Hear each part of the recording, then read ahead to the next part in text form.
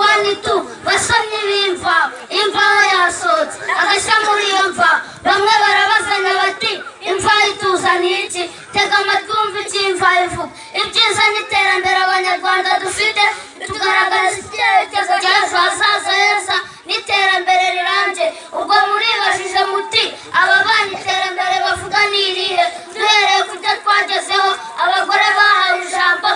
mu nzego za leta hafata imyanzuro amashanyarazi n'amazi amashuri n'amavuriro n'iryo n'iterambere rirambye aho hantu nakimvaye biteye imboni gira inka sinakubwira ubu ntawe ukirwaza bwake uwageze mu mutuku bamuhembuza umuhondo wahondobera akazaza mukayumva aho hantu nakimvaye biteye imboni yemwe baturage namwe baturarwanda iri terambere nta wundi turikesha mu watabaye u Rwanda rwa gihanga amahanga arebera nta wundi tuvuga ni Paul Kagame aho hantu nakimvaye biteye imboni uzaho yakomeje irabaza baraha erekenyeze kwa munani ku gipfunsi cy'iburyo